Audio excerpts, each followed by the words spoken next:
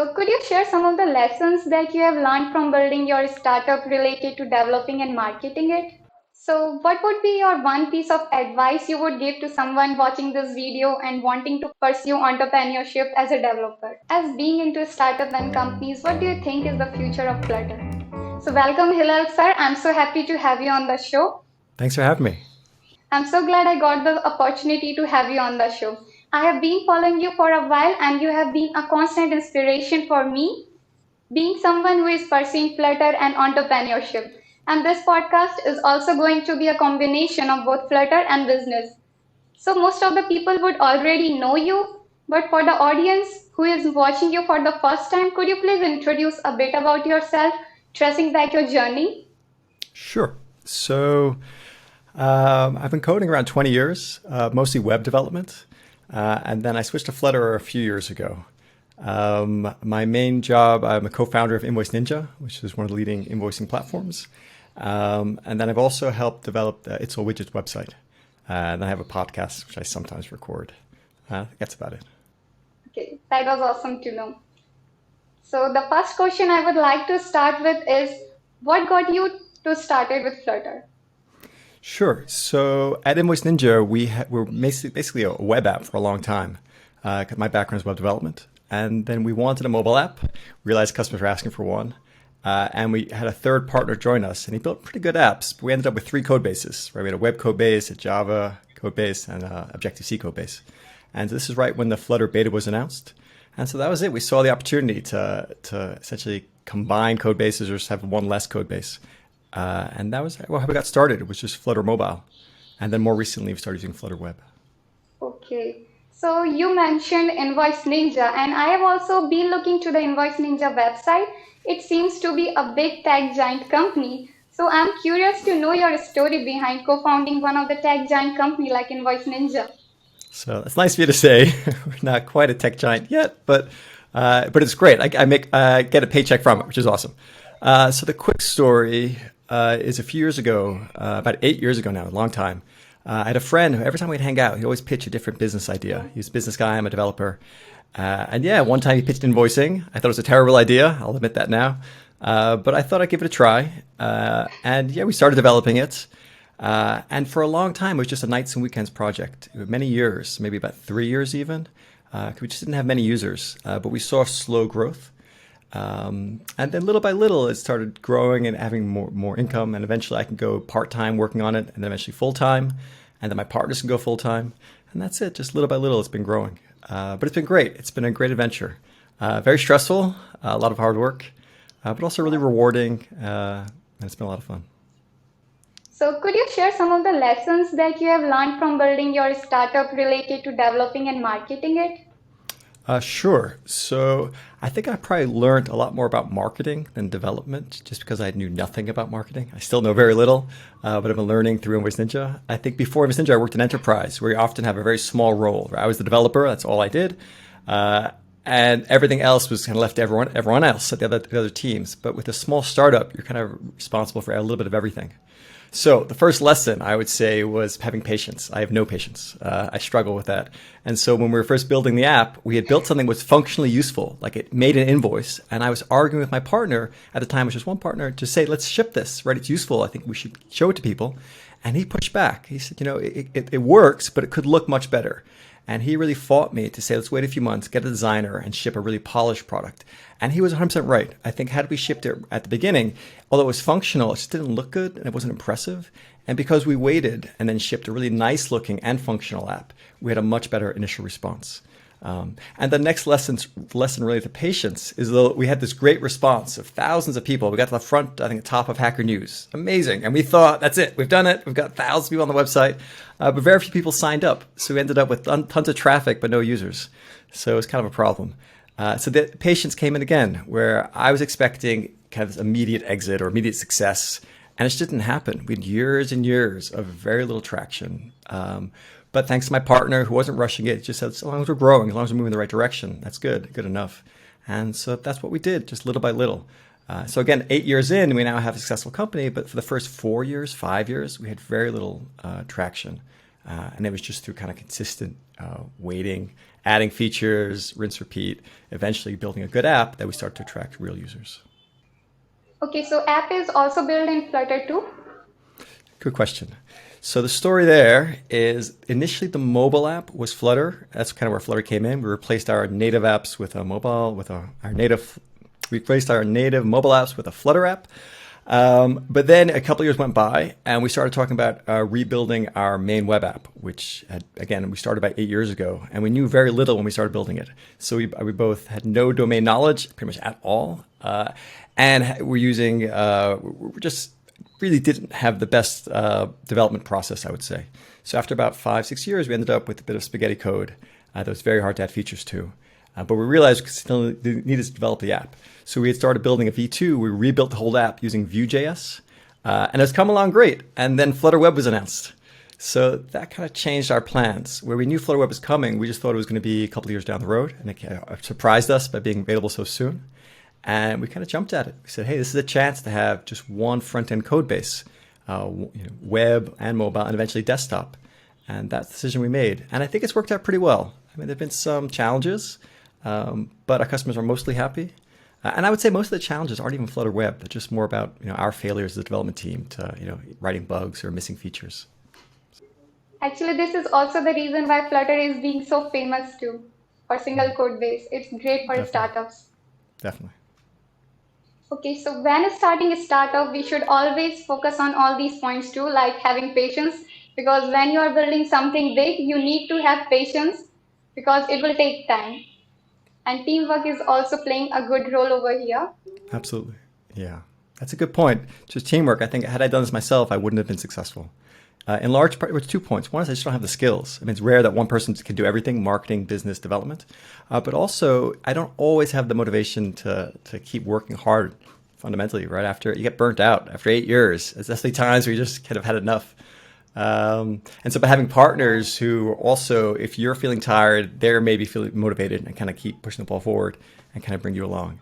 That's been great. And I will say, so we started off just 2 of us, but then not too long after added a third partner. So it's now the 3 of us.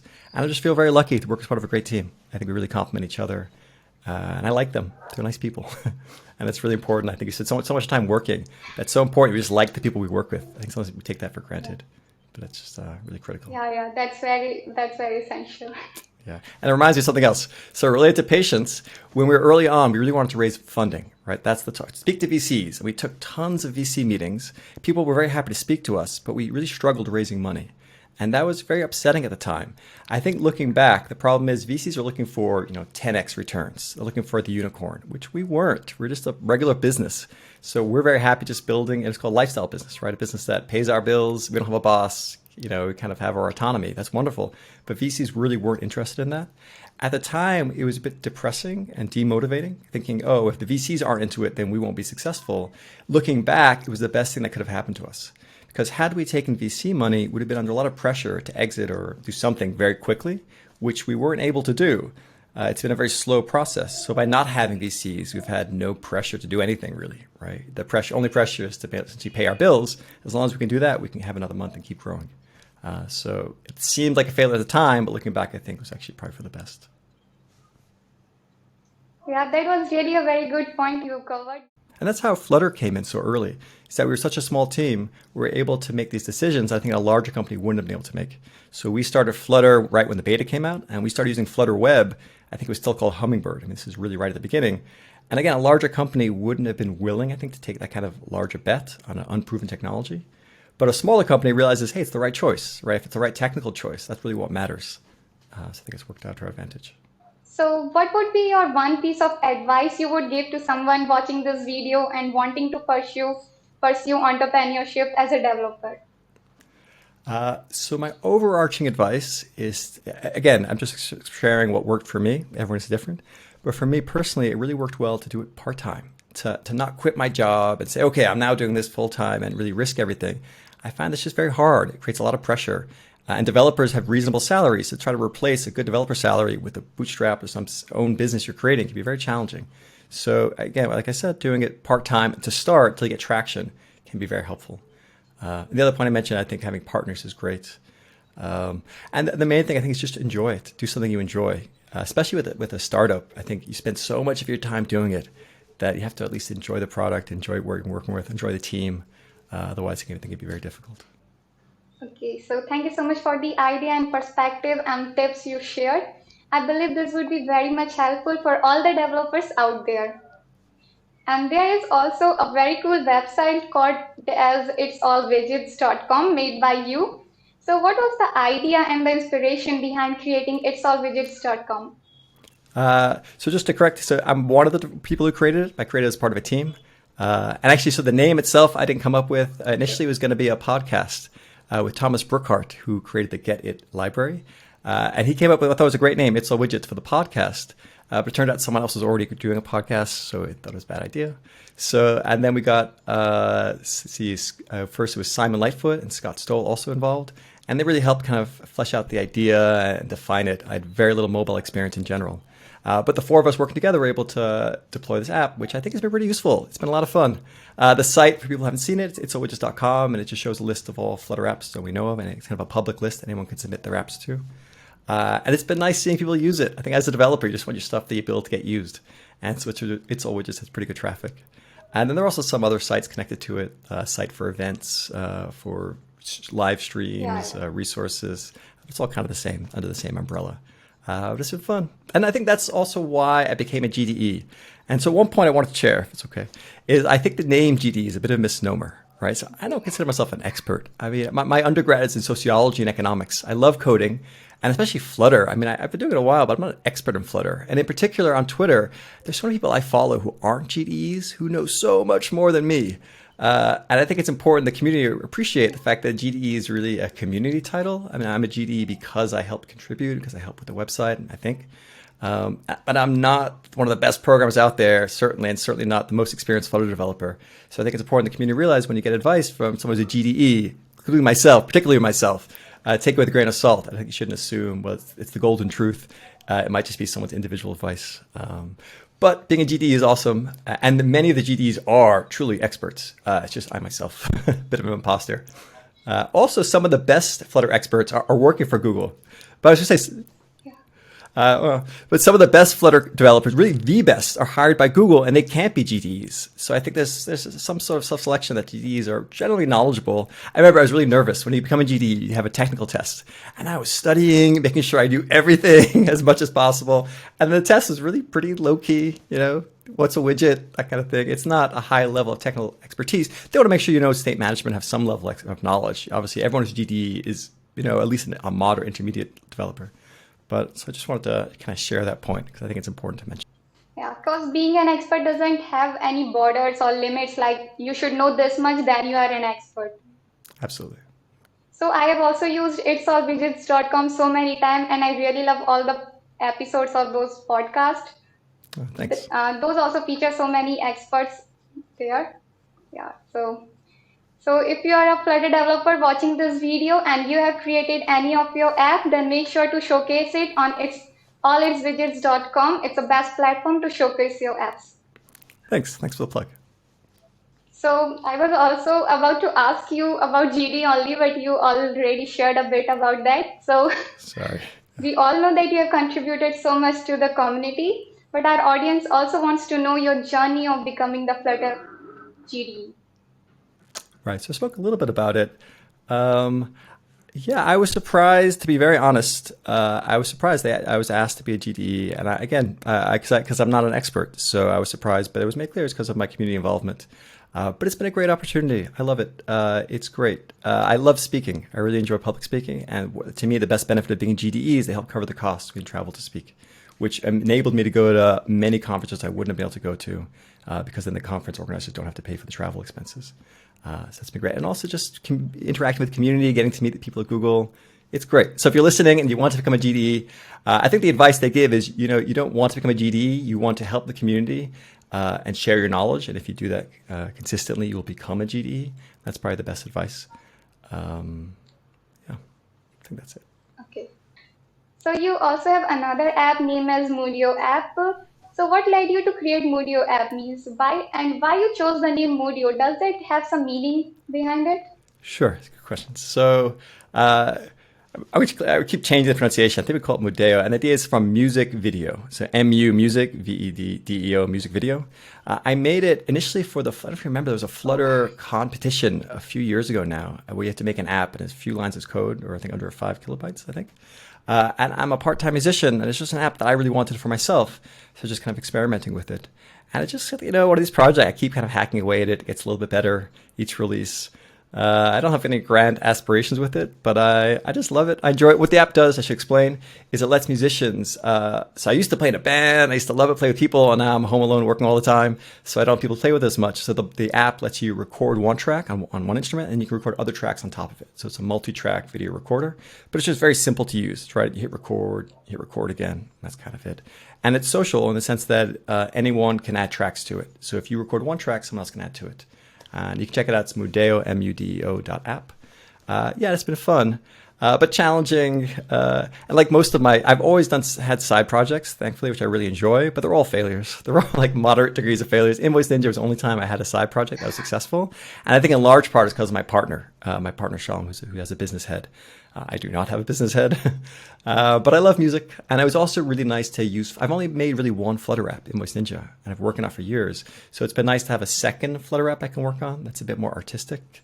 I get to learn about animations and kind of other aspects of Flutter I wouldn't learn about otherwise. So I hope that explains it. The name was very creative because I wasn't expecting this answer. Like music and video. That was a very creative one. Thanks. And I have also checked out that Ep2. That's a really great app you have created. Thank you. So creating an app is a little bit difficult task. So because in every app you have different features and you have to keep up with consistent motivation to keep learning new things and fixing new bugs. And since you have been on a long journey, so how you keep yourself motivated to keep learning on consistent basis? That's a good question. Right, I think the part of it is just necessity. I think I learn two ways. I either learn because I have to learn something. That's very much usually my stuff at work is kind of necessity. And whereas my side projects, I think are really important to me to give me a chance to learn things that I just don't need to learn. So for example, for a long time I was a web developer, and I started doing mobile development as for fun, just to get to learn about it. Because it looked like the mobile developers were having a lot more fun than the web developers. So I just wanted to try it. So I think the way I learn is, again, there's two ways. I'm either forced to learn it for work, or I kind of enjoy learning it and I'm doing it for some side project. I'd also mention I love books as a way of learning. I guess I'm old. And I really want to recommend the Flutter Complete Reference by Albert Miola. It's just excellent. So anyone else trying to learn Flutter, I really recommend it. Yeah. It's a very good comprehensive guide. Okay, so thank you so much. That's a great advice. So as being into startup and companies, what do you think is the future of Flutter?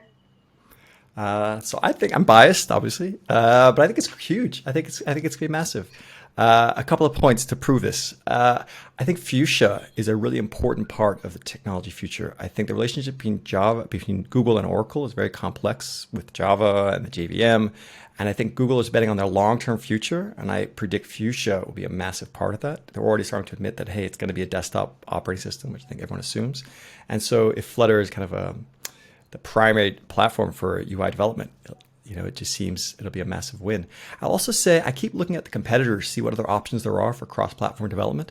And most of the ones I see, they have some code sharing, but not total code sharing. A great example would be React Native is a great example. With React Native, you can share your business logic, but the UIs are individual. And I think Maui also, where Windows is moving, is also the same idea where you get to share your business logic, but the UI you re-implement. And their argument would be, it's the business logic you want to share and the UIs you really want to implement custom on each platform.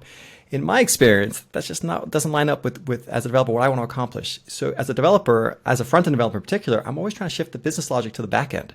Ideally, I want as little business logic as possible in the front-end application. So being able to share business logic is useful, but not amazing. And really, I spend most of my time building the UIs.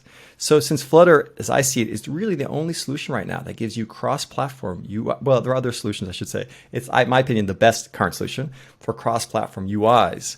I think that's key. I think developers love it, and I think developers are going to move the enterprise forward.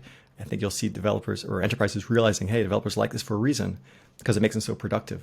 So I think it's just a matter of time. And we're seeing it. I think Flutter's already overtaken React Native in popularity, and I think that's just a start. Because again, develop technology like this take years to develop. Yeah. So like Flutter, we've known about Flutter for years. It's only just now getting to this amazing state it's at. I don't know of other technologies on the horizon that are being developed that have an end game as good as Flutter. So yeah, I'm very bullish on Flutter. I also, and the complaints against it, I disagree with. So one of the big complaints is, well, it uses Dart. I like Dart. I think Dart's great. It's one of the favorite programming languages I've used, especially coming from JavaScript, right? To compare JavaScript and Dart, I mean, I'm sorry, it's not much of a comparison. It's not much of a comparison. I mean, TypeScript is obviously an improvement, but even TypeScript, you deal with these abstraction layers, which complicate things. So yeah, I'm very biased. I will say that readily, but I'm also very bullish. I think Flutter is really has a massive future. So, and it's exciting. It's been great watching it grow in popularity. I think it'll only continue. Yeah, in very less time, Flutter has grown so much compared to other technologies out there. Absolutely.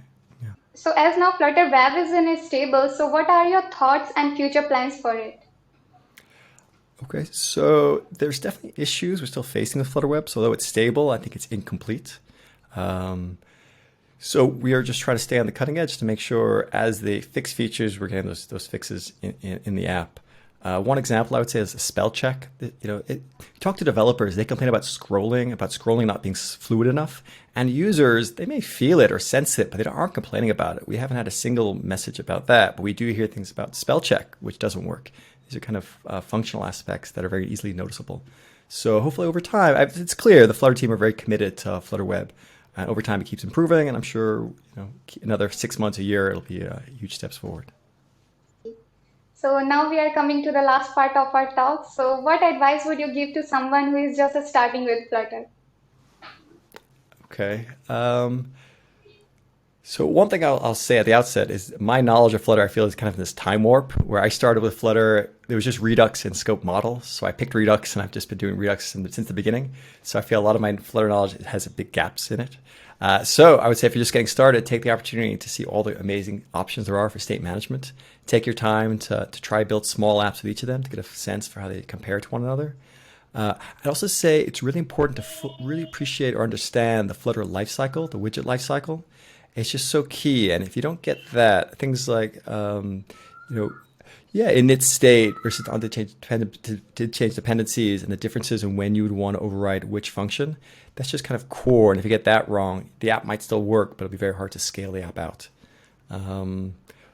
What else I would suggest with Flutter? I think my problem with Flutter has always been when you run into errors, the error kind of tells you how to fix it. The error is almost too good. They tell you, hey, add this to fix it. But sometimes you don't take the time to really understand the problem. And this, in my mind, what comes to mind is things like expanded with rows and columns and unbounded constraints. And I think it's good to take the time to really understand it at a conceptual level, rather than just saying, oh, just add expanded or flexible everywhere. To try to take the time to understand on the underlying level how it's working and why it's failing. Okay, so for all the people watching, make sure to follow Hillel Coren on Twitter, and I will also make sure to put his GitHub link so you can check out the projects too. And thank you so much, sir, for coming and enriching this podcast with your valuable experience and knowledge. It means a lot to us. Thanks for having me on again. Really enjoyed it. It's a pleasure. Nice to meet you. Thank you so much, everyone, for sticking with us till the end. I tried to cover every important topic that could be valuable and serve as an asset for you. So if you find this video helpful, then make sure to share it with all your tag friends.